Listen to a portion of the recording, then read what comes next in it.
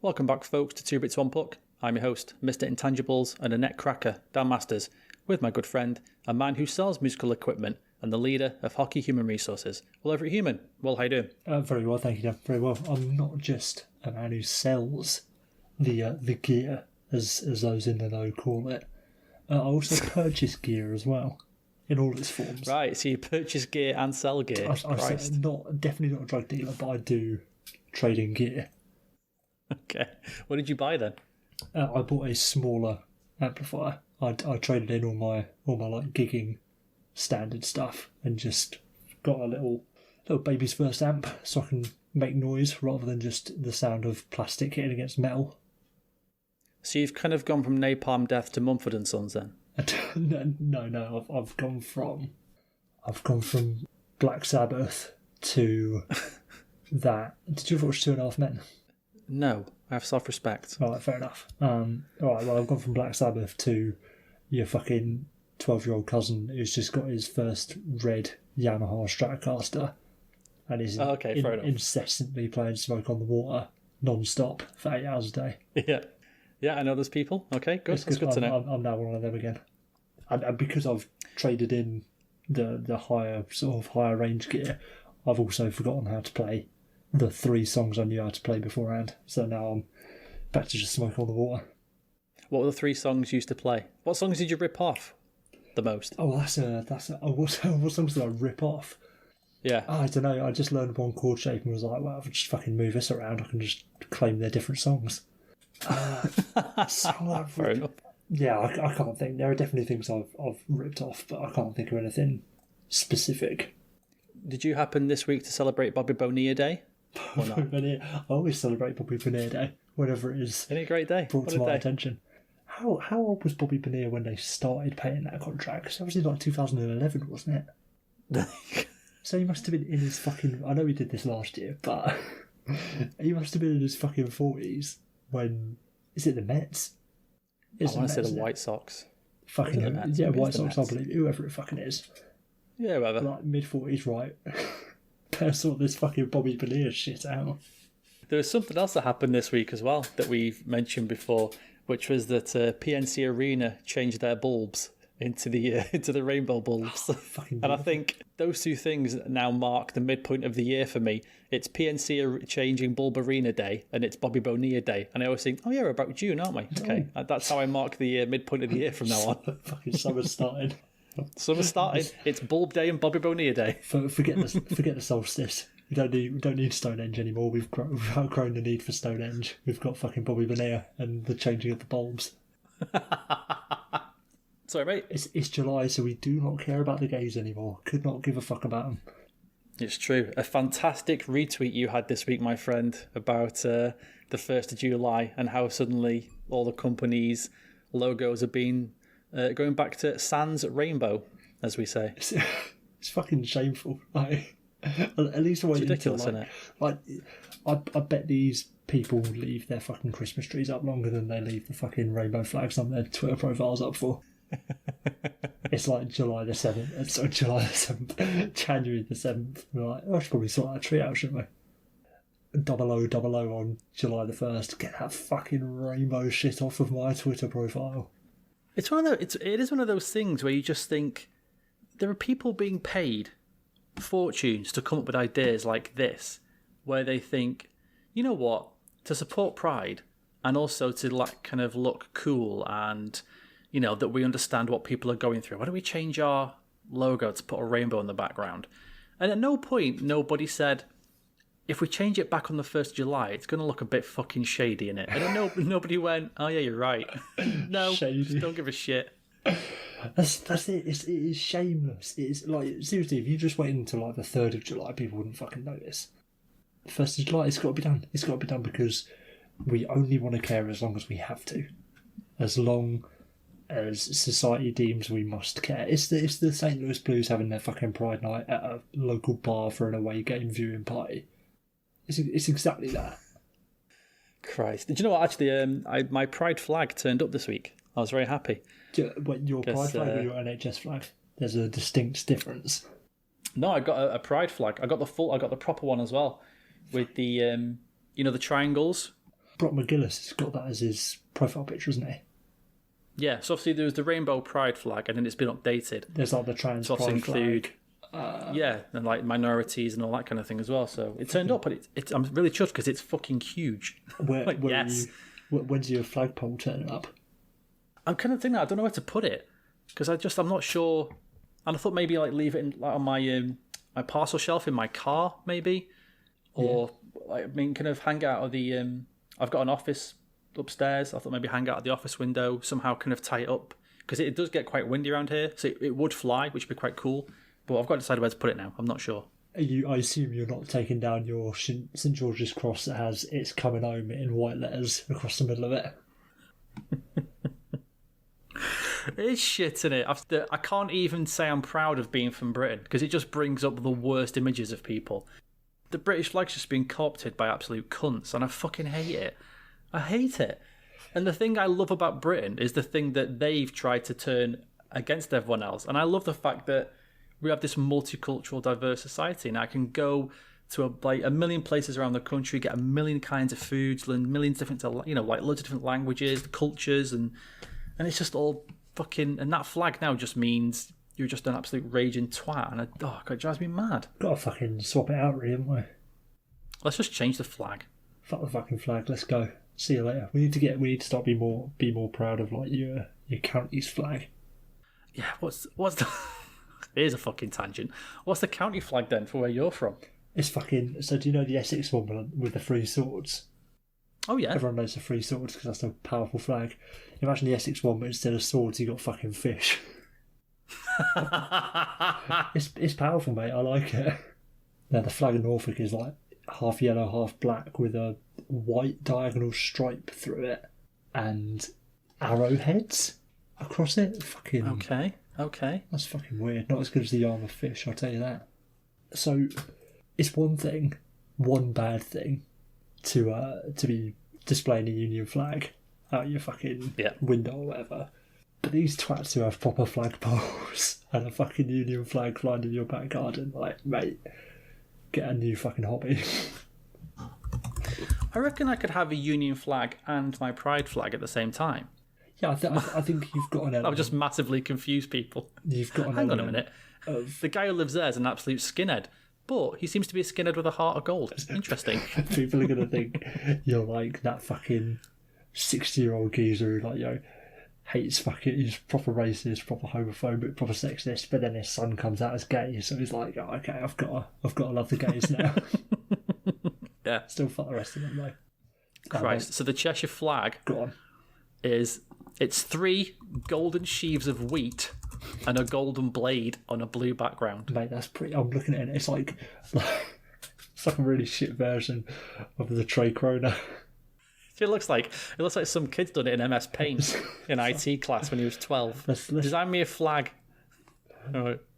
You know the Sweden thing. We like the Sweden thing, but we don't have any kings. What do we have? We got wheat. Yeah, Got loads of wheat. Why not? Some guy found a sword in a canal once. Yeah, that'll do. Fucking there we go, mate. I've completely misremembered that Yarmouth flag as well. So it's a standard shield, half blue, half red, and it's the red half's got the head of a lion, and the blue half has got the tail of a fish. That's a fucking lion fish mermaid. So that's like the worst mythical creature ever invented. What fucking nut jobs invented all these flags? Who's invented no them? idea. You've got to be fucking off it, haven't you? Speaking of gear, people invented those flags. Fucking 8 in the morning after like a 14-hour cocaine bender.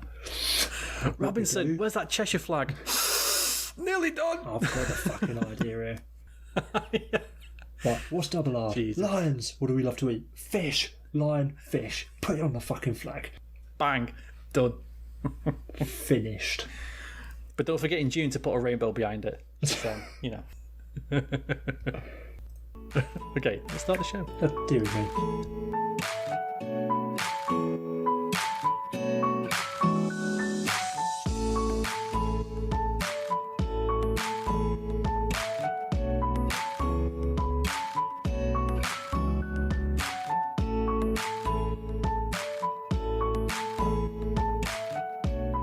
So, only one thing really to talk about this week, which is the hub cities being decided. No, I'm just kidding. Who gives a shit? It was great. Toronto and Edmonton. Okay, who cares? Is that actually confirmed? Anything. Because the last thing I saw was one of Bobby Mack's very cryptic tweets of, I'm not saying it's definitely happening, but if I had to guess. Everywhere I'm read now says it's Toronto and Edmonton. Okay, great. God, what? I fucking pity those poor beat writers who've now got to churn out an article about Toronto and Edmonton because apparently that's important. But whatever. Would have taken an absolute genius to predict that both hub cities would be in Canada, wouldn't it? Absolute so fucking genius. So out of the gate, the draft lottery was unpredictable and pretty amazing. We were completely wrong in our predictions, in that every single team, apart from maybe one, got completely screwed over. And I want to say congratulations to all the fans of placeholder Team E. It's been a long time since you guys have had a first overall pick. You must have followed Team E for so long, and to have now won the lottery is amazing for Team E's fans. So I want to say well done to Team E. Not the Winnipeg Jets. Definitely not the Winnipeg Jets. It's Team E, not the Winnipeg Jets. Definitely not the Winnipeg Jets. Definitely Team not. E. Definitely not Team E. So if you're a Jets fan, I don't know what you're talking about. It's not your team. It's Team E. Team E, all the way. I think before we get into the teams that could possibly now win the draft and what it means for them and why it's good or bad or whatever, no one's really talking about how much of a win the Kings got in this. Oh, I don't know because about that. I think I've not seen anything about it. Fucking Rob Blake was on 31 Thoughts. Oh, obviously, I've not listened yet. There you go, you see. Okay, fair enough. They did cover the fact that the Kings got the second overall pick. I don't want to ruin it, but they did mention it. Spoilers. Spoiler alert. But yeah, that's a fucking touch when they go from fourth to second. That's good. Not only that, when we talk about the Kings' depth, but they're now going to be adding at least a Quentin Byfield into that depth with Alex Turcotte, Arthur Kellyef, fucking Sam Fajimo, plus they've got like Velarde, Kapari, Bjornfurt, Grundstrom, Kel Klager, Akil Thomas. And now they're either going to add a franchise winger or centre as well. Fucking hell. Unless they overthink it and go for like Tim Stützle and he fucking flames out. I don't think they will.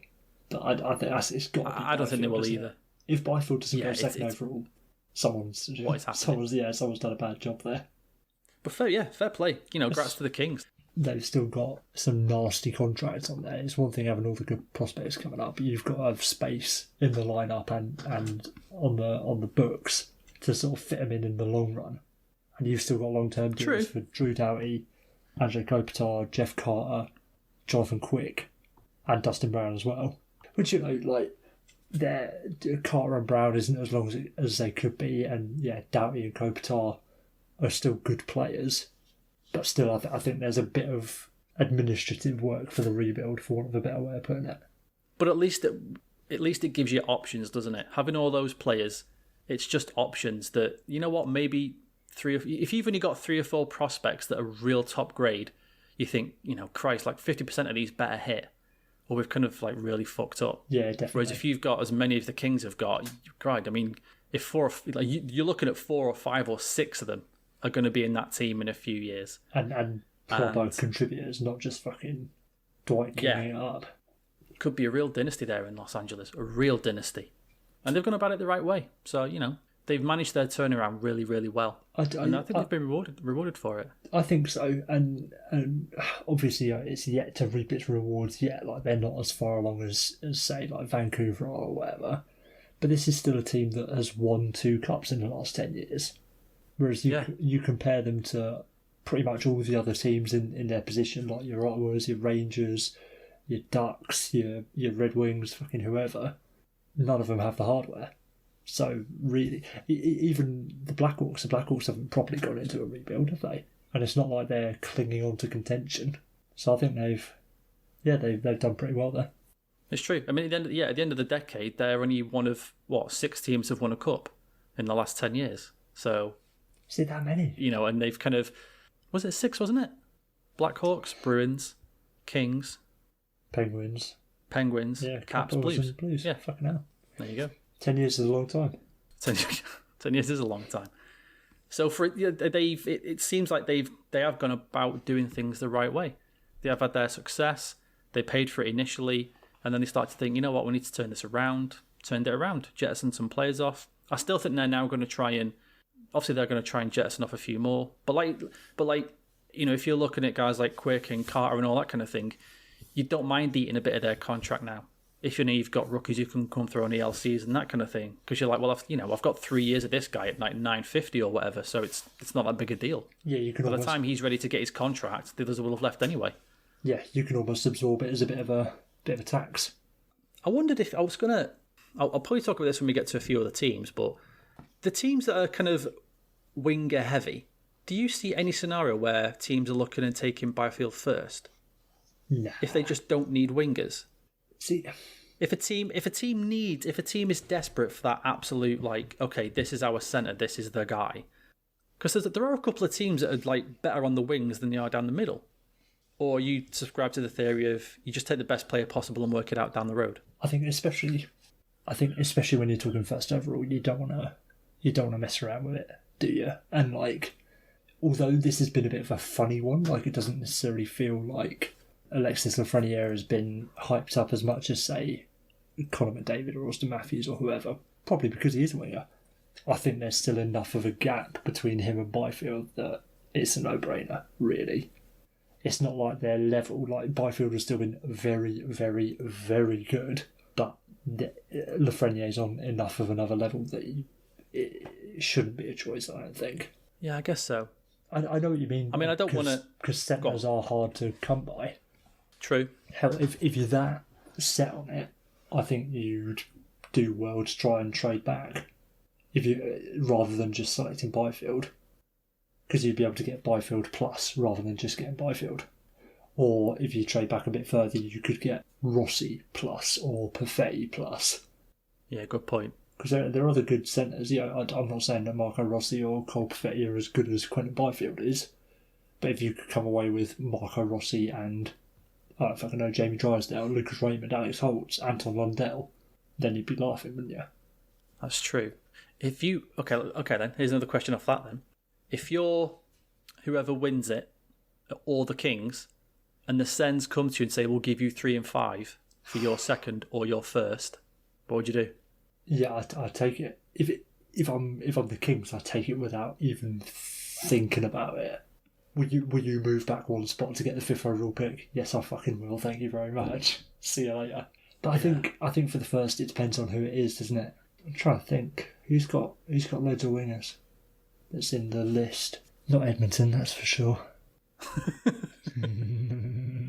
Okay, so the Maple Leafs get it. Yeah, I'd trade that for 3 and 5 without a doubt.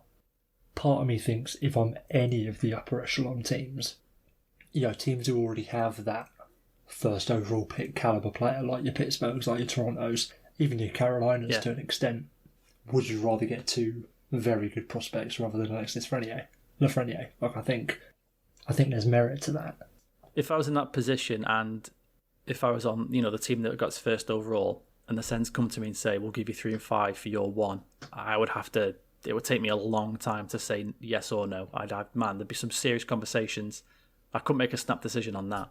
No, definitely not. But then is that a sensible trade for the Senators? True. That's a hard thing. I don't think the Sens would do it. If I'm the Sens, 3 and 5 is fine. It's a deep draft. We've known it's going to be a deep draft for ages. It's not... I was going to say it's not the Nolan Patrick draft, but even that's not the Nolan Patrick draft, is it? It's the Nico Hischier draft. Yeah, exactly. And you still get elite level players. So take the Nolan Patrick draft, for example, 3 and 5, Miro Heiskanen and fucking Elias Pettersson. Yeah, there you go. Would you rather him or Nico Hischier? Yeah, or Nolan Patrick. I'd rather have 3 and 5 than 1 or 2. And that's the funny thing. And yeah, that's not necessarily the fairest draft to compare it to, but Hischier and Patrick were the clear 1 and 2. Nobody was thinking about taking Heiskanen first overall necessarily, or fucking Galmakar or Elias Pettersson. It's the funny thing about drafts. All these players, none of them have actually played in the NHL. Don't know if you know that. Oh, I know. I don't want to... I mean, I don't know if this means anything or not, but on my NHL 20 create a franchise save, I did take Quentin Byfield first, as I needed a centre. and he's won 3 cups since then, Will, sort of 9 years down the road. And Alexis Lafreniere has gone to Ottawa and then got traded to Washington, and his career's died a death. So, I mean, make of that what you will. Or maybe you heard it here first. Lafreniere bust. I think the problem with that comparison is the real NHL isn't played with injuries off, salary cap off, and trades on easy. But apart from that, how dare you? Really how good, dare you? How dare you? Salary cap off. Mate, I won't lie, sometimes I play with injuries off just because if you're doing a long franchise mode, it's a fucking ball bag when like every other game it's like, oh yeah, your fucking top player's gone out with a concussion for 3 days. Alright.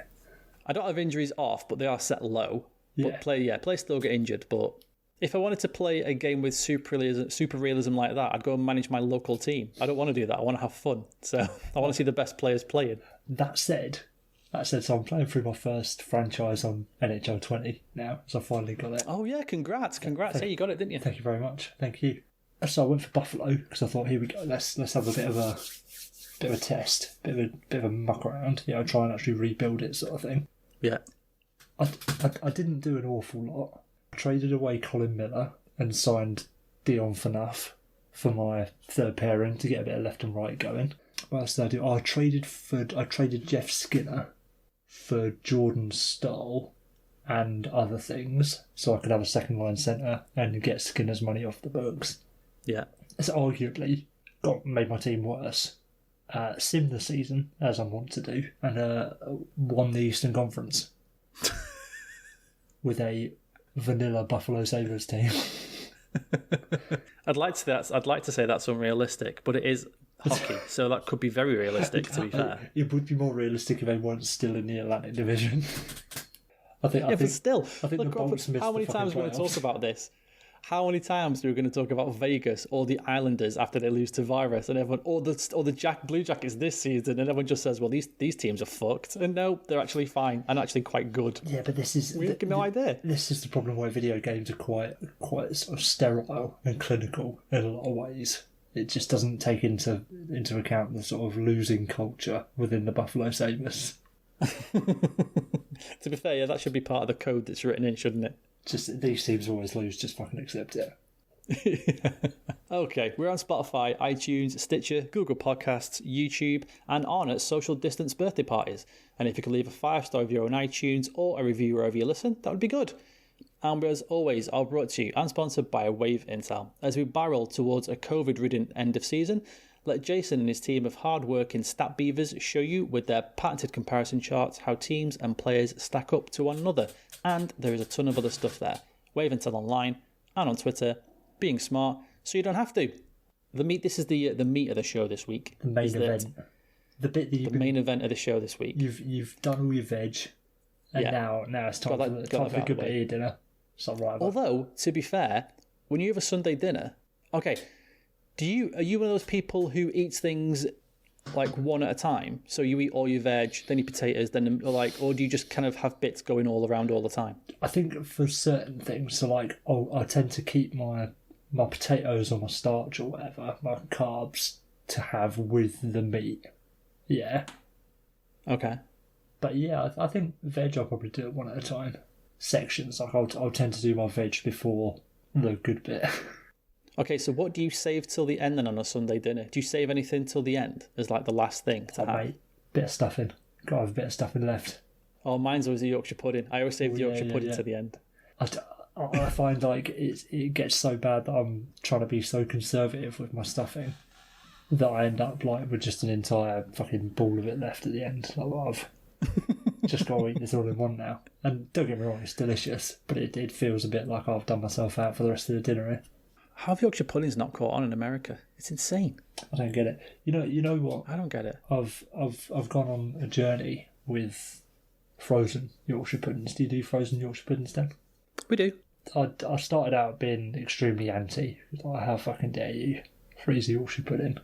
I got all right with them, but now I've come to my senses again, and fucking no time for a frozen Yorkshire pudding. Yeah, but how many times do you personally actually make the fresh Yorkshire puddings? Fucking never in a million years. Yeah, exactly. If you're like me and you've made them before, and the absolute fucking ball ache it can be, you just buy frozen ones because you think, I'm not fucking doing that. Mate, it's fucking pancake batter, and then you heat up a bit of oil, then you pour it in and put it in the oven. You're not fucking... It's so easy. What do you do then if it's so easy? Because I give them monkeys. I'm not saying it's just time consuming. I'm not sitting at the table saying, where the fuck's my fresh Yorkshire pudding? I'm just saying. You're like putting... It's like a wine tasting. You put the Yorkshire pudding in your mouth, kind of swill it around and go, this is fucking Aunt Bessie's. This is a disgrace. To be fair, Aunt Bessie's probably alright. I haven't had an Aunt Bessie's one for a while. It's the fucking... They're fine. It's the As Their Own brand ones. I've got no time for. Oh, no, yeah, they're grim. They are grim. Oh, Jesus. Frozen roast potatoes I've come round to as well. They're fucking naughty. Yeah, they're okay. They're okay. Again, depends on which ones you get, but they're fine. It's just chips in a different shape, is all it is. So, well done, Will. Well done. Yes, it is. No, but like they're almost like uncut chips, aren't they? Just a bit bigger. Yeah, they are. Have you ever noticed that petit pois are just smaller garden peas? Isn't that fucking fucked up? You know, turkey, it's kind of like a big chicken, isn't it? It's a bit like... Doesn't that blow your mind? Here's one for you. If you get a bit of raw beef mince, yeah, and you like shape it into like a disc, go on, it looks a little bit like a beef burger. I thought you were going to say hockey puck, but yeah, you're right. I don't use meat hockey pucks. I'm a plant-based hockey puck kind of guy. Plant-based hockey pucks. I think it is plant-based, isn't it? From a plant. Okay, actually, yeah. Definitely no animal product in a hockey puck. I don't know. Well, apart from Brent Burns' tooth sticking out of it. So I put a poll on Twitter after the draft. This is very much like Sunday dinners, obviously. And I asked the question, which team would be the worst to win the lottery? I had the Penguins, the Leafs, the Blackhawks, and other, because for some reason you can only have 4 options. The Leafs got 40% of the vote, the Penguins and the Hawks got 25% each, and other got 10%. So I thought we should run through, look at every team that can win it, and see if we can find good or bad reasons for that team to win it. We'll go alphabetically. Will, do you have a bad reason for the Arizona Coyotes to win the draft? I've got to reorder my list because I did it by points percentage. You fucking nerd. I am a fucking nerd. I don't care. The Arizona Coyotes, you say? Formerly the Phoenix Coyotes. I don't know if you know that. It's been rumoured. A good reason, you say, for the Arizona Coyotes. I'm fucking ready now. A good reason and a bad reason. What have you got? So we're doing this based on the fact that it's going to be Alexis Lafreniere. Is taken first overall, yeah? The majority of mine are based off that, yes. Yeah, so I'll go with that. I think all of my... But pretty much all of mine are directly linked to Monsieur Lafreniere. Fair enough. He's going to be a good replacement for Taylor Hall when Taylor Hall leaves in the summer. He's the left winger. Taylor Hall's the left winger. Fucking bada bing, bada boom. Slot him straight in there on the line with, I don't know, fucking Nick Schmaltz and Brandon Richardson. This is an obvious one. I messaged Will today saying I've really struggled for some of these teams to even think of a reason why it's good or bad, let alone both reasons. But I thought this one was just to the end, and there were a couple that had nothing in just straight across that. Yeah. I need to sort this out. Yeah, I'm not going to lie. There's a couple I've got just nothing for, or just one thing for. I just couldn't do all of them. I just couldn't find anything. I thought this was just a gimme though. If the Coyotes win it, the Taylor Hall streak lives on, unbelievably. Oh, of course. What does it? That would be insane. Oh, it will count as well because he'll still be. Well, I don't know. It depends whether he's still technically under contract by the time they do the second lottery or not. Yeah, but for the sake of the streak, you would class it. You would just say, well, he played there and they won, so he clearly still has the Midas touch when it comes to first overall. Yeah, we're going to count it as like a residual effect sort of thing. It's like he's won the Oscar posthumously. He's Pat Burns going in fucking from beyond the grave. He is Heath Ledger's Joker in the draft. He's just going UFA. He's not going to die down. It depends which team he goes to, Will. Wow. Some would argue that he already has died. Oh, there it is. There it is. Unlucky. And that links us to my bad reason, Will, is that if Alexis Lafreniere goes to Arizona, yeah, there's fucking no one there. Alexis, you're off to the desert. The what now? The what? It's apparently a rampant COVID hotspot as well, which is just great. It's fucking over for him. See you later. Alexis, you're off to the desert, and within 2 weeks you'll need a ventilator. Okay, brilliant. Thanks a lot. Can I do my summer in Quebec, please. Can I do my summit in the Arctic? Just anywhere. Just fire from the desert as possible. My bad reason for him ending up at the Coyotes is slightly different but a similar sort of idea, in that he's more likely to die in quicksand than he would be elsewhere. I like this is the first one, and you're already stretching out for ideas. Again, didn't do it alphabetically. Yeah, me neither. Stupidly, I sent you a message. I said, we should do good and bad reasons for each team. And I'm not kidding, within 10 minutes, I'd rattled off about 8 bad reasons for some teams. And then I just hit a massive brick wall. And that's when I messaged you then saying, yeah, I've got nothing now. Yeah, this is actually way harder than I thought it'd be. The easy teams are fucking easy. But then you soon realise when you have to make 2 semi-jokes about 16 NHL teams, it's a great reminder of how fucking boring most of these teams are, especially where we're taking the 16 teams in the middle of the pack of the NHL. Like, it's like you're asking for God, yeah. Jesus Christ. Should we do one that I know you've struggled with, the Calgary Flames. I really want to know what you've come up with. All right. This might be the longest team we spend talking about here, because really? I had absolutely nothing for the Calgary Flames. If he goes to the Calgary Flames, okay. If he doesn't, okay. I've got nothing for them. Nothing. I couldn't even muster up a shit joke for the Calgary Flames. And I realised they are easily the most boring Canadian team. And now, in my opinion, they could be the second most boring team in the league. Shout out to Minnesota, obviously. I mean, what? Seriously, what did the Flames ever do? Ever. Good or bad. Ever. The only thing that they're good is that Matt Tkachuk gets in some shit now and again. That's it. There's nothing else. The Flames are so boring. Sorry, Calgary fans. I'm sure you love your team. I'm sure you're great people.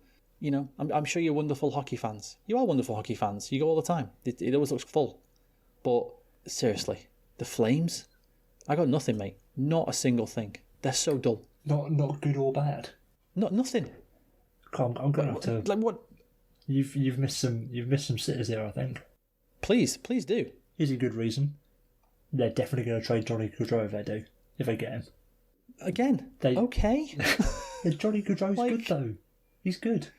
At the very I enjoy least, watching Johnny Gaudreau play. He's very small, but interesting. Yeah, so you get Johnny Gaudreau out of Calgary, get him to Philadelphia or New Jersey.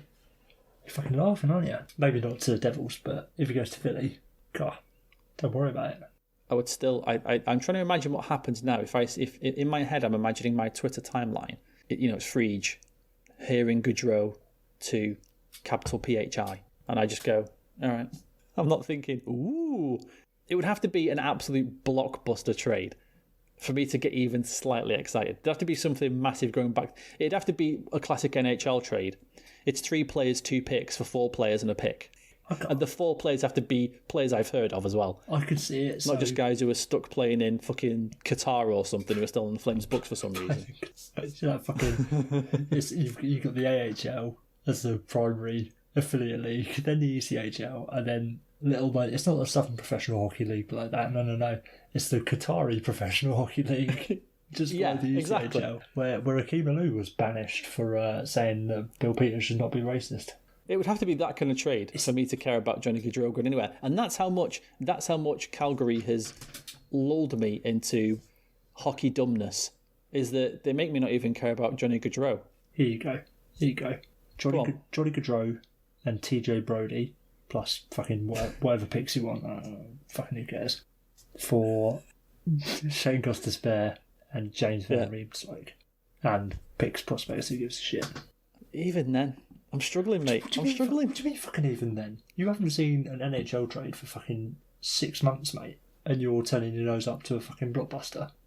Yeah, because it's the Flames. This is fabrication. This is Oscar-worthy performance art you've got here, Dan. If you go back through our entire back catalogue, right? If you go back through our entire back catalogue, I will bet you $1 million that the team we've talked about the least in the history of this show combined is the Flames. I think you might be onto one there, to be honest. I can't remember apart from the other, like a few months ago when it was fucking Matt Kachuk and you fucking bald-headed dude from Edmonton. What's his fucking name? Zach Cassian. Fight. Zach Cassian.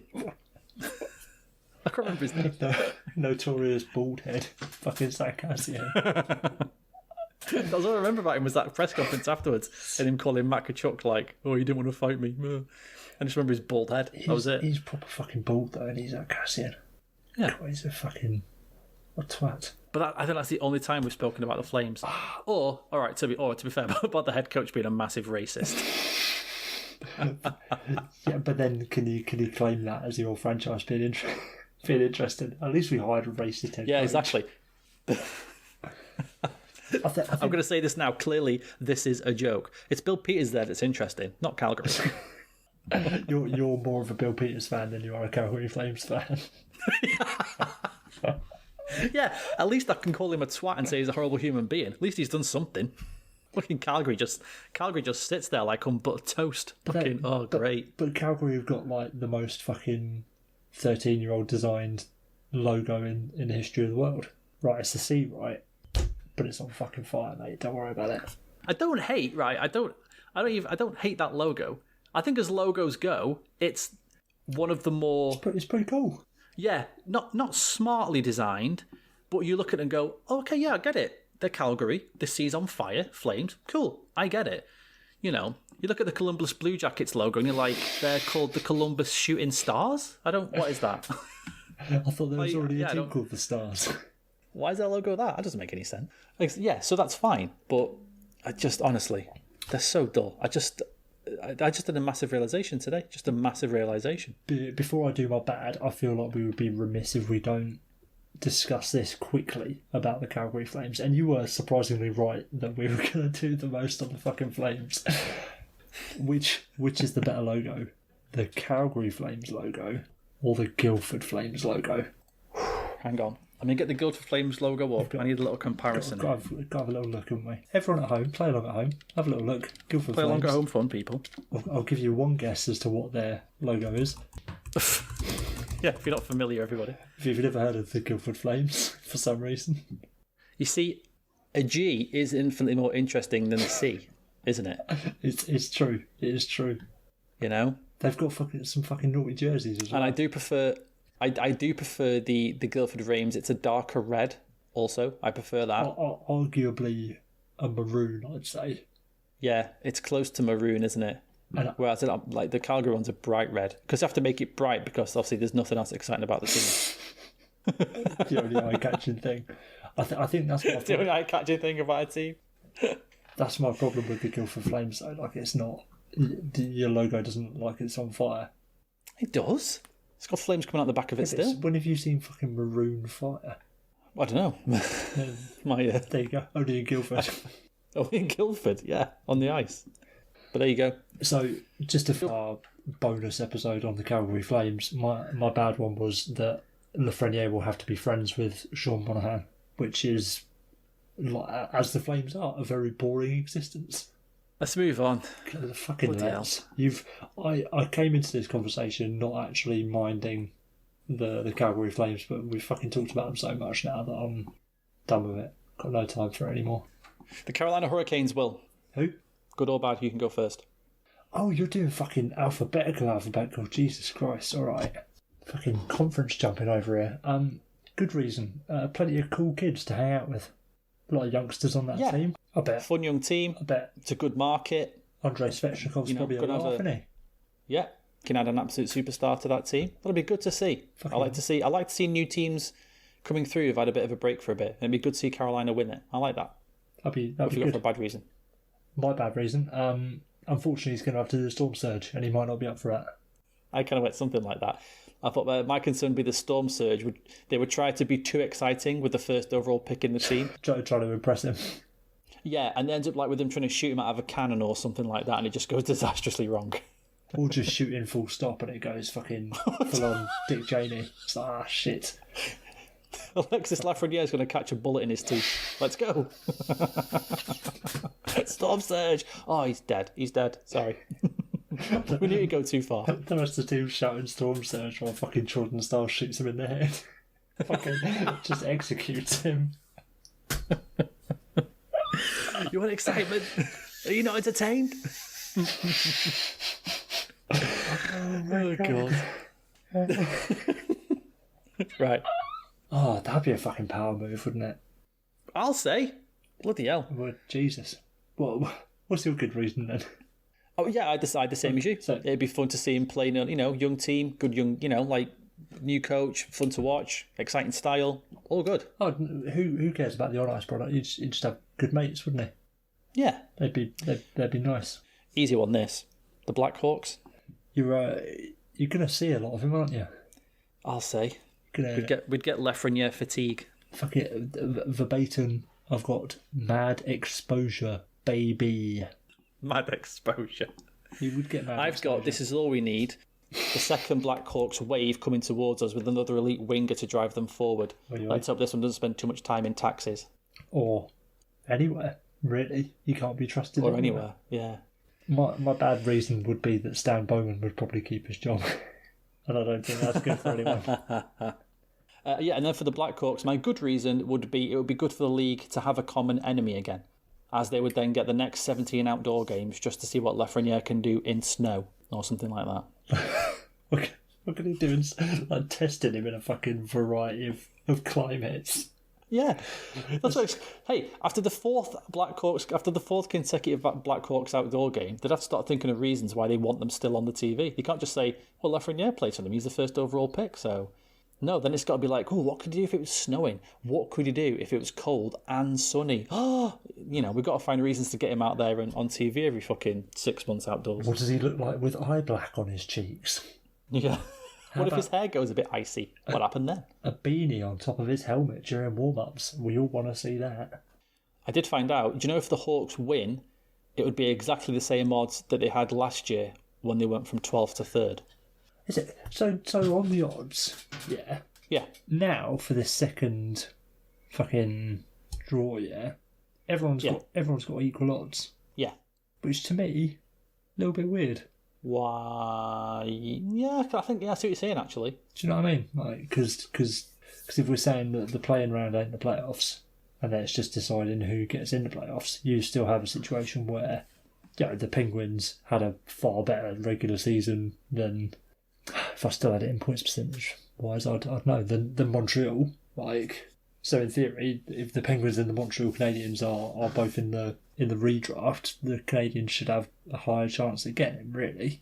Yeah, you're right. They could have fudged the percentages a little bit, couldn't they? Maybe not make it so much of a difference, but yeah, you're right. But enough that, because again, it's, as we've exposed time and time again, Dan, the regular season does not matter, and nobody thinks that it does matter. No. Not even the NHL themselves repeatedly just admit, it's just to keep people busy, innit? I mean, yeah, it is. Do we know what massive TV ratings the NHL got for deciding to do the draft when they did instead of just waiting until the season finished? Have the numbers come in yet? Are the numbers so big? Are they still calculating them? No. That they caught all those lapsed sports fans? Yeah, I think they're waiting for... Because they used to have... do you know when the PS3 came out? I think the army were running like a supercomputer based around a bunch of PS3s. Do you ever hear about that? Yeah, that's what the NHL were doing, but they've been shut down. Oh, okay. So they're trying to work out how to do it now. But I think maybe what it is that there isn't a calculator big enough to show all the numbers for all the people watching that were just so desperate for sports that they decided to watch the NHL draft. All the calculators in the NHL head office being used by Bill Daly, and he's saying, "No, you can't, you can't delete that calculation. It's very important to me." It's very important. Bill, they all say 5,808. No, 58,008. There you go. I knew you were going to say that then. Oh, no, of course. Such a child. Why not? Why not? On the subject... So Columbus... No, I do just want to get this in there. On the subject of the draft lottery show and Bill Daly specifically, I'm not like a TV guy. I'm not like a program director or any of that bullshit. Tell me more. But I've watched a bit of telly in my time, Dan. At least a couple of hours of television. Yeah. Specifically, reality television, which is what this is. It's reality TV, isn't it? It's basically the same as the X Factor. When you're like, right, and the winner of X Factor is 8 minutes later. It's fucking Little Mix. Don't worry about it. What the fuck is Bill Daly doing? Saying, oh, Catherine's happened to give me 8 cards. That means one of the mystery teams is in the top 3. It's like, mate, what the fuck are you doing? He's just fucking giving the game away straight away, and he does not need to do that. I thought you were going to say, because you watch reality TV, before they drew the last card, or the second to last card, you want Bill Daly's wife to come on and go, Bill, I want a divorce. And you have to go, what? Like that. Just real drama. I'm talking reality TV, not like Spanish novella television. The Columbus Blue Jackets, Will. Do you know what? Go on. I think it's good for Columbus because they really can't lose now. Because either, in some people's minds, they giant kill again, like they did last year, or they get a shot at a franchise winger. And I think people will be happy to see Columbus, after the season they had, and after last season when they went all in and did amazing, that maybe, there'd be a bit of a reward there for them for really grinding and trying their hardest this year and not just folding. I think it's amazing that as all in as Columbus went last year, they've still got this pick. It's mad. I'm not going to say good GMing, but a decent bit of foresight for old Yarmo there. Maybe he knew.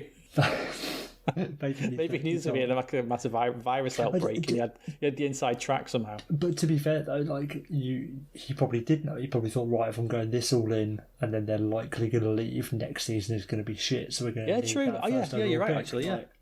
If you thought, everyone thought the Columbus Blue Jackets would have a chance at the first overall pick, just not like this. Yeah, not in the least likely scenario. Yeah, not in a weird roundabout way. I think the good thing, like, you touched on it a little bit.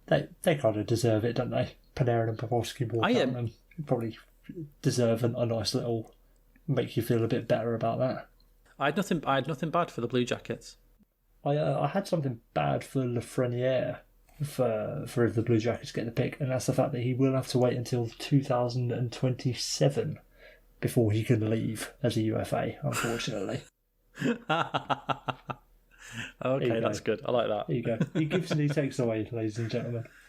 The Edmonton Oilers. People, if you need me to tell you why it's bad, the Edmonton Oilers win this lottery, then you are to set fire to your jersey with yourself in it, okay? The only club that I had 2 bad reasons for. The first one being that the hockey world would explode, and the second is that even if all that happens, Lafreniere still won't find any success at that cursed franchise. That was kind of my good reason, which was that it would be quite funny that in 5 years Lafreniere gets traded to an average team for a very average D-man. Fucking Kevin Ball has been traded from the New Jersey Devils for Alexis Lafreniere. It's history repeating itself all over again. I'm fucking buzzing for it. They can't win it, dude. They had four first overall picks in the last decade. They can't start again with another one. They can't. Have you got a good reason? Or? Yeah, that was it. It'd be quite funny to see them ruin him, and then he leaves and goes to a very average team in a trade for a very average D-man. That was my funny reason. That was not good for them. It's good for me because it's funny. My good reason would be that finally, the Edmonton Oilers catch a break in the draft lottery. Finally. Because they deserve it, don't they? That's true. That is true. After 30 years of hurt, they deserve a bit of a break. No more need for dreaming, Dan.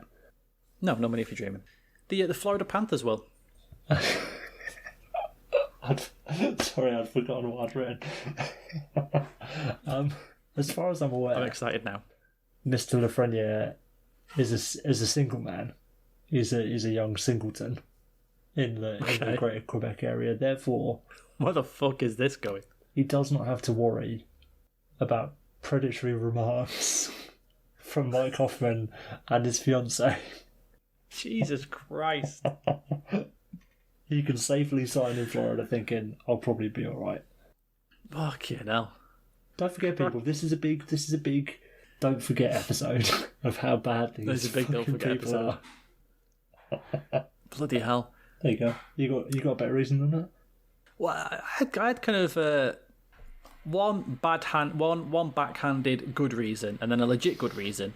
The legit good reason might be that if Lafreniere can propel Florida to the heights that people think they should be at every single year, we will actually then get a decent Tampa-Florida rivalry, which would be good. That would be good. That would be good. My backhanded good reason I think I know where this is would going. be that at least Lafreniere can work on his game without worry about being jeered by the fans, because obviously there wouldn't be any there. So he can work on his game without any pressure. So that's good, but also kind of bad. You won't be on telly, and there'll be 35 people watching you at every home game.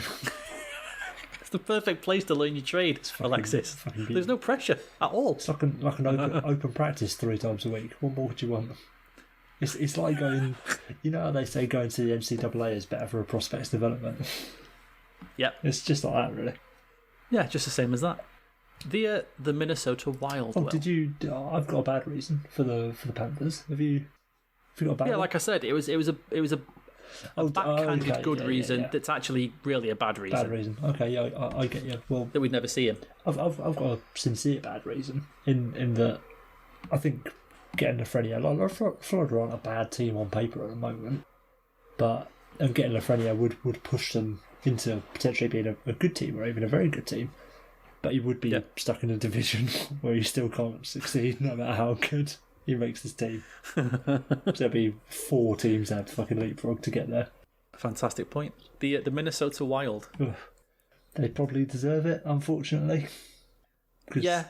Genuinely, it would be good if they finally get a grade A bona fide star for what is a genuine hockey-loving market. It can finally dethrone Marian Gaborik as the franchise's best ever player. That's so true. And the bad reason, of course, would be see previous answer for Florida. Like, all right, he's gone to Minnesota. Well, that'll be him for another... I guess we'll see him in about 5 years then. See you later. My bad reason is he would fall victim to the Minnesota Wild brain slug disease and just become the most bland thing that's ever walked the face of the earth. Yeah, Blandy Blanderson. That's what they call him. The Montreal Canadiens. My bad reason is that if it's one thing the Canadiens need, it's another winger that they will then try and force into centre, just to ruin it. Yeah, talk about a fucking team who has too many wingers. Exactly. That's why we didn't remember, because Marc Bergevin has convinced us that they're all centres. He's convinced us Jonathan Drouin was a centre all the time. Well, what do you mean? Max Domi's always played centre. I don't know what you're talking about. Yeah, that's true. There's the Byfield question for the Canadiens. An actual bona fide, legit centre. Who plays centre? Who knows how to play centre? Do you take Byfield at first if the Canadiens win it? No, as fucking... Some of my good reason is that the French kid gets to play in fucking France. And why the fuck would France say no to a French superstar? Especially for a black guy. Like, it's not gonna fucking happen, is it? You did not just say that. I fucking did. As if the Montreal Canadiens hockey club in the National Hockey League are going to say no to a French-Canadian superstar to take a fucking ethnic minority player. Like, it's not going to happen. It's not going to happen in a million years. I wouldn't be surprised if Byfield doesn't get fucking drafted. Like, do you know what I mean? Shit.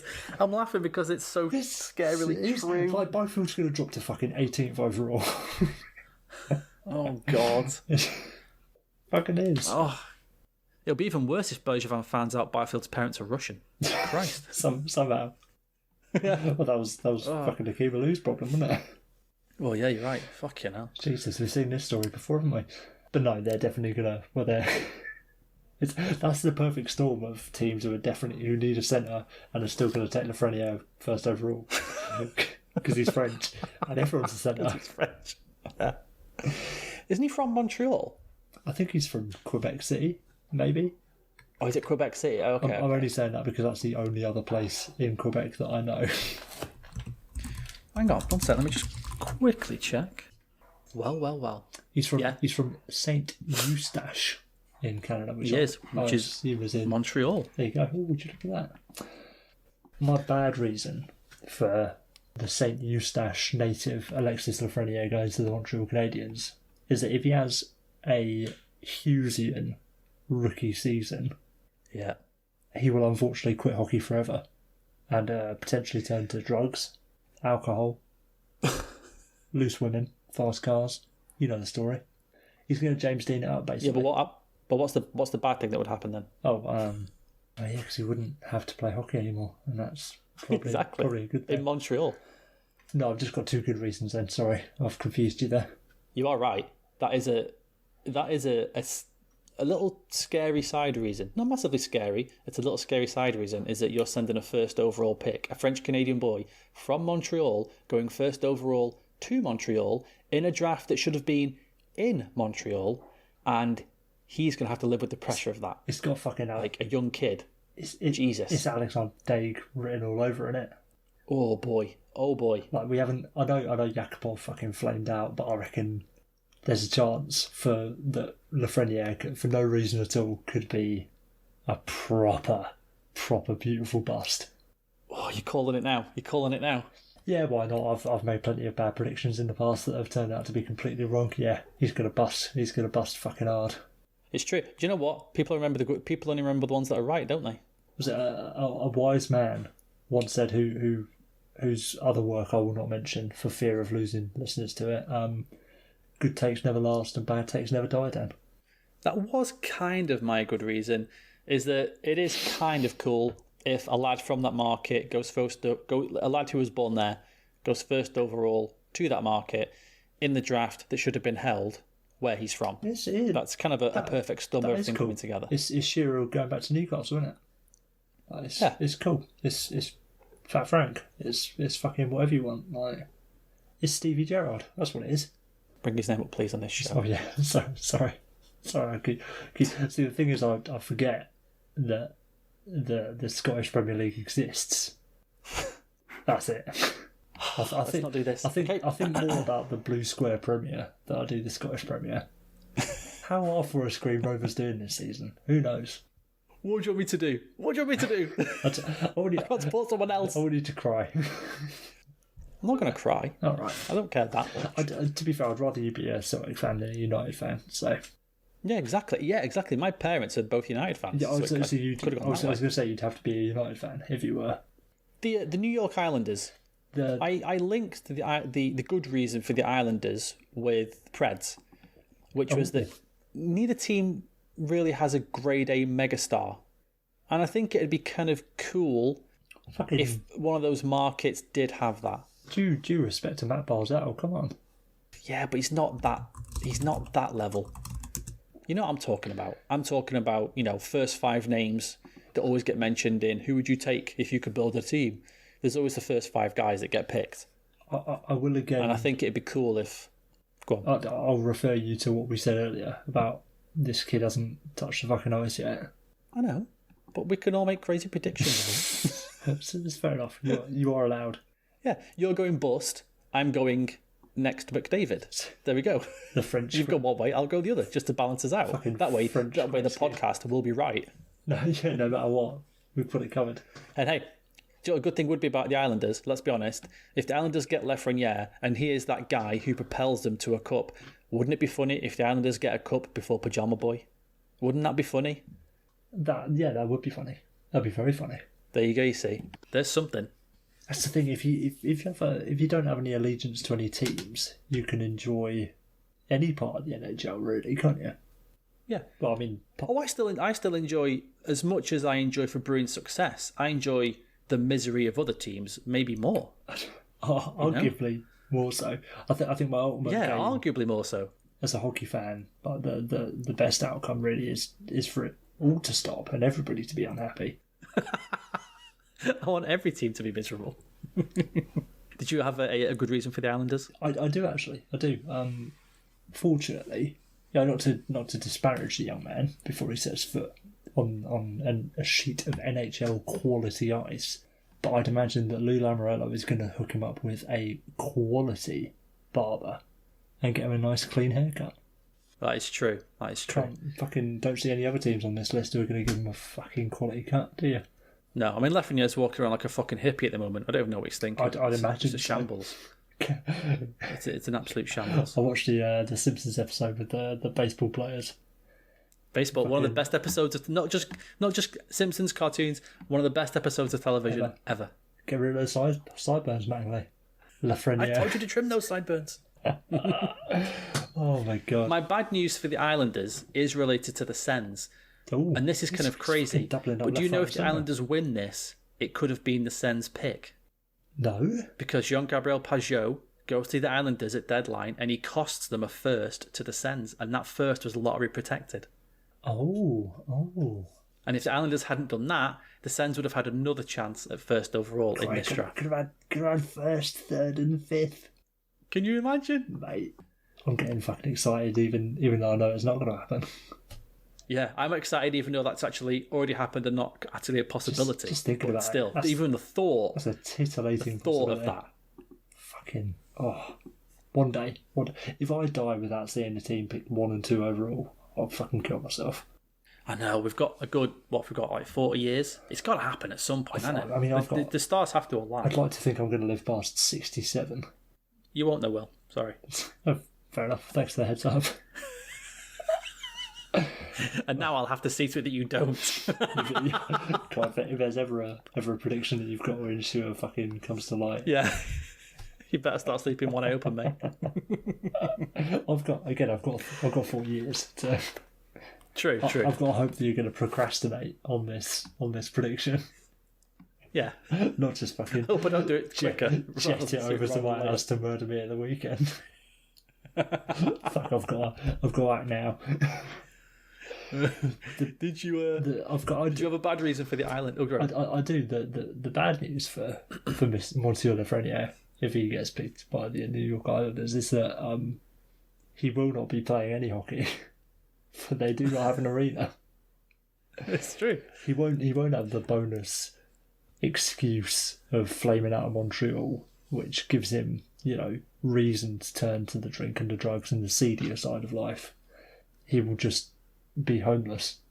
I said before about him going to Chicago playing outdoor games. If he goes to the Islanders, all he'll play is outdoor games because they'll have to play on a pond or something, or just a lake. Fucking in the car park of Nassau Coliseum in his fucking trainers.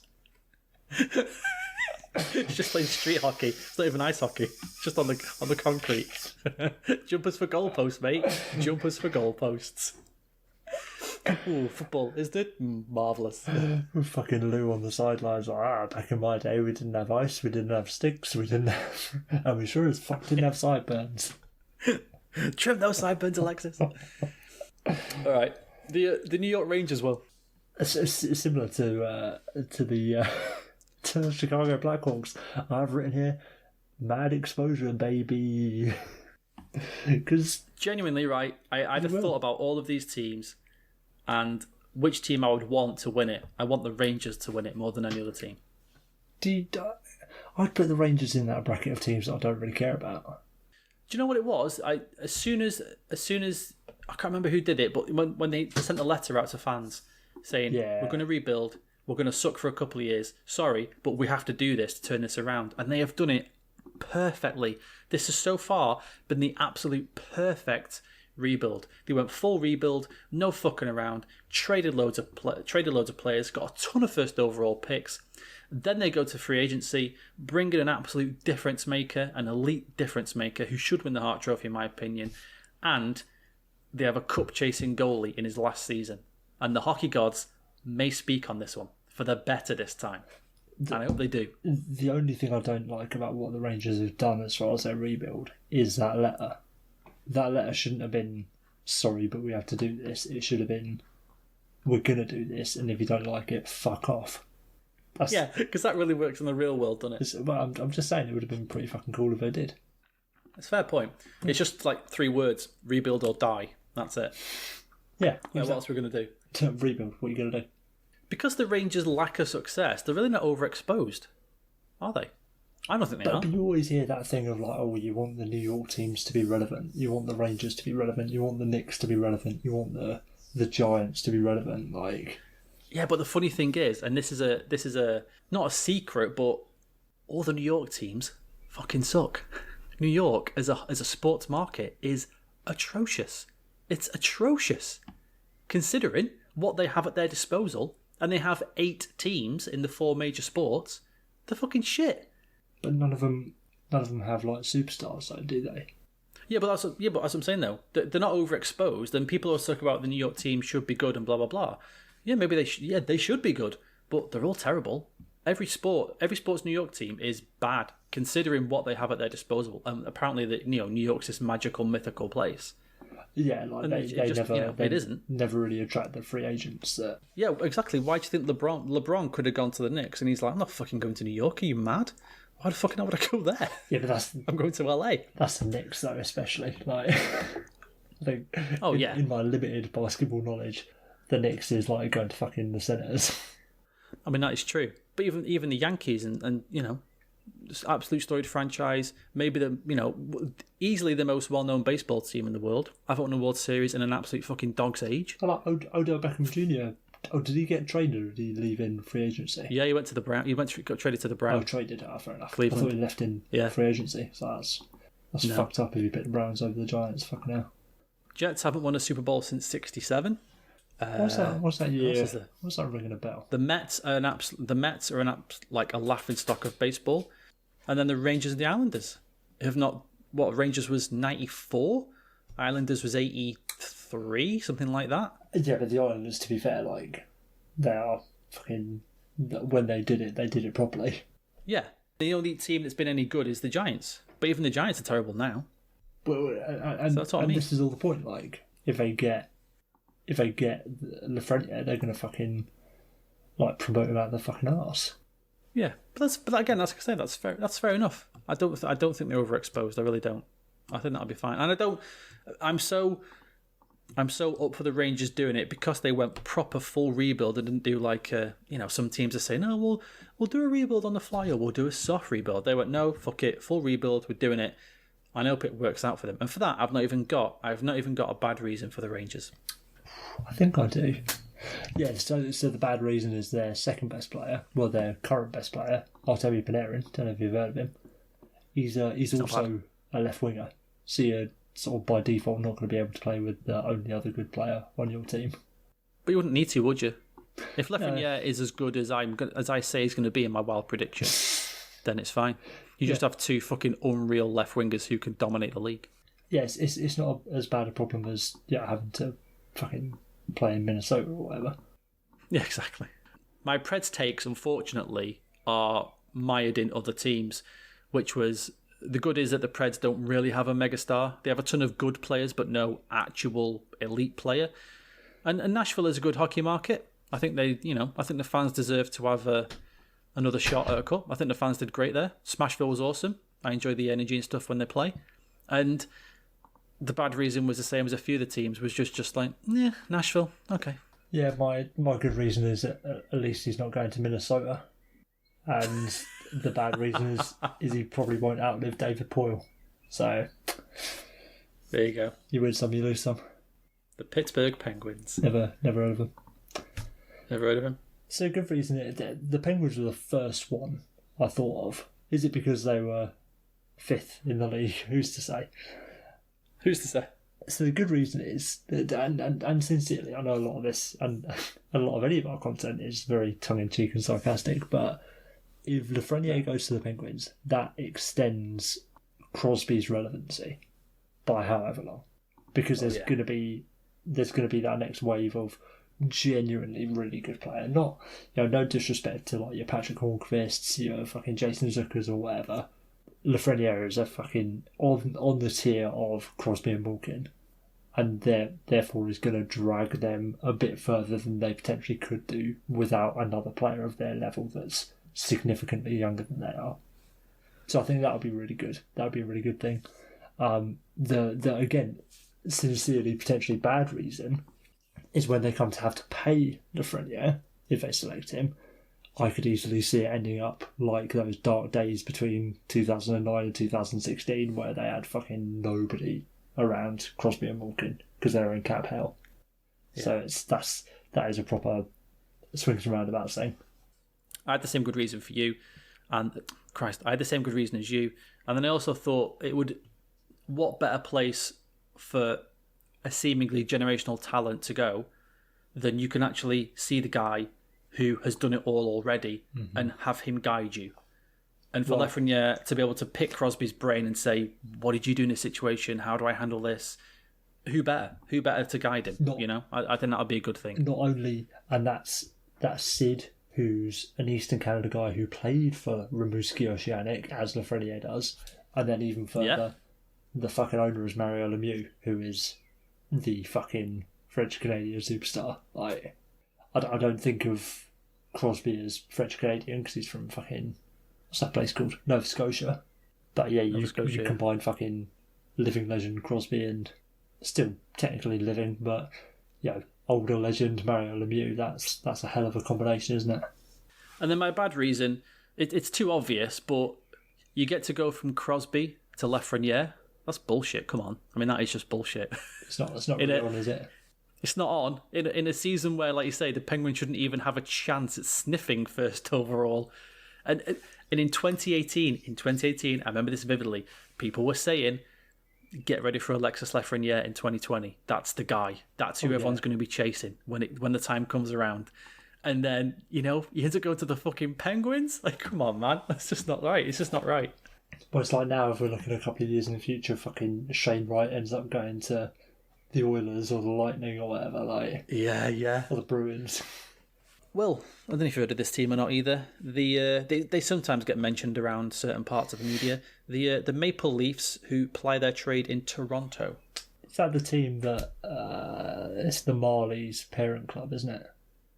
Yeah, the Marlies parent team. Yeah, that's I'm familiar with them. The only good thing I could think of for this was... outside here, so it's a bit late to mention this, but we did set a little bit of a ground rule of we can't just say he will play with good players and be in the playoffs, and that will be cool. Because that's obvious for a lot of these teams, especially in Toronto. Yeah. Surely they've got to trade fucking somebody if they pick him. Surely somebody... This is my good news. The good news is seeing Kyle Dubas with his fucking Excel spreadsheet and work out how to pay 4 forwards 10 million plus and stay under the cap. 5 forwards. Oh yeah, fucking 5 of them. $50 million wrapped up in 5 players, like with a cap that's going to be flat for the next 2 years, and basically flat for the next 5. How are you going to fucking pull that on, Kyle? You fucking nerd. Fucking nerd. My bad reason is blindingly obvious, and you want to talk about the fucking media in Montreal. At least that doesn't seep out into my daily life of reading things about hockey. The fucking media around Toronto, if they get Lafreniere as well.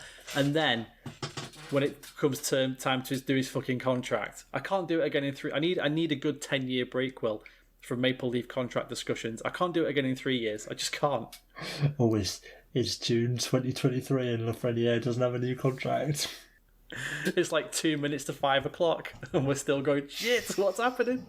It's fucking December 1st, like, oh, here we go. Ah, no, he's signed. Mine's I can't do it again. Not on the same vein, but it's sort of the antithesis to they've got to trade somebody. It's that if he does get picked there in Toronto, it's probably going to keep more defensemen of a very poor quality in the league, because the Leafs are going to have to pay really shit D-men to play D for them when they're paying $50 million for 5 fucking forwards. They've got shit. Yeah, they'd have oh my god, they'd have 30 million left. Fucking for 6 D-men, 2 goalies, that's 7 other forwards. A 42-year-old Ron Hainsey is coming back for $700k to be a first pair of D-man with Morgan Riley. Oh god. Not going to be good for it's not going to be the state of defence in this league. 2 more to go. The Vancouver Canucks. I kind of like the Rangers, really. I wouldn't mind the Canucks getting it at all, because I think after they have tried to build through the draft and they've been kind of messed over by the lottery the past few years, where they've lost, like the last 3 years, they've lost spots every year. I mean, it's not. I mean, they've got been too bad for them. And fucking Quinn Hughes out of it, so they haven't done too bad. I was going to say it's worked out okay. But I think for a team that's tried to, again, rebuild the right way through the draft and building up players and getting them going, I think they'd maybe deserve a shot at a first overall. And I think, you give me a team of Hughes, Besser, Pettersson, Lafreniere, and the rest of them. I'd be excited to see that. Very excited. It'd be pretty cool. Yeah, I've got the here comes the fucking British Columbia dynasty. Don't worry about it. And I didn't have a bad reason for the Canucks. My bad reason is the games are too late. That's a really good point, actually. 3 a.m. That's a really good European puck drops. Fucking get out of there. I'm not having that. Yeah, Christ. I don't want to have to wait until overtime in a playoff game to watch Lafreniere before work. Yeah, same here. I don't want to have to wait till I'm sat at Manchester Airport catching my very early flight and going, oh shit, the playoffs are on, I can watch it now. Brilliant, like I did with the fucking William Carlson that time. I don't want to contract insomnia in order to watch Lafreniere play 16 minutes a night. That's the third line left wing. That's not what I'm here for. That's a really good point. And then, finally, of course, the Winnipeg Jets. So my good reason is they could trade him for a D-man. Or two, maybe. At least one. And the bad news is that they won't. I thought you were going to say, the bad news is that they do. The 2D men are really good, but after a year they go, why am I here again? Yeah, I'm leaving. Yeah, I don't like it. Either that or it's another fucking Neil Pionk. They trade him for fucking Steve Santini and like a second round pick. My bad reason was that would Lafreniere become one of those players that you forget is actually really good?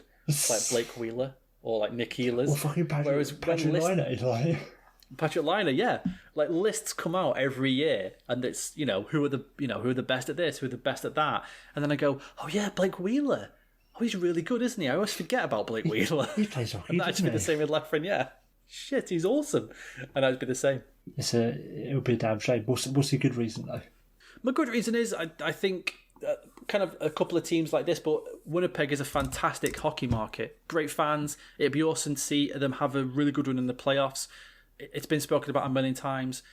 They've never won a cup. I'd like to see Winnipeg, in my lifetime, get to a final. I'd like to see teams get there that have not been there before. Yeah. If my team can't win it, I want to see a team win it that's not won it in a dog's age, or ever. And I think it'd be cool for the Jets to do that. And I think, like I say, there's a few teams I think whose fans deserve a real legitimate shot. And I think I mentioned this to you on message, or maybe I didn't, but for the job that Paul Maurice has done this year and the way Connor Hellebuck's played, I think both those men deserve a little bit of a reward at the end of this season. Yeah, I'll give you that. I think Connor Hellebuck at the very least deserves to pick Lafreniere first overall. Don't know about the rest of them. Do you have a good reason or not? No, my good one is they could trade him for a D-man. Oh, see. I thought that was your bad reason. No, the bad reason was that they won't. And they'll be in the same position next year. And Connor Hellebuck will die of a heart attack. Yeah. Or he'll get some kind of new disease called joint rust or something like that, where he just seizes up. He just seizes up like an old gate. It's just rusted. Like the fucking Tin Man in The Wizard of Oz. Yeah. He's just doing so much work. His body just starts to just seize. He just can't. He has frozen body. It's not frozen shoulder. He gets frozen body. Can't fucking do this anymore. I'm tapping out, Connor. See you later. Just can't move. All right, there we go. That was your rundown of all the teams. Everybody, make your own decisions as to who is based on our reasoning, who is the most deserving of Alexis Lafreniere. It's definitely not the Flames. Yeah. And let's not forget the least deserving, which is the Flames. There we go. Okay, everybody. Thank you for listening. Will, any last words? No, I've got nothing left. Yeah, me either. That went on way longer than I thought it would. We'll talk to you next week, everybody. Take care. Peace.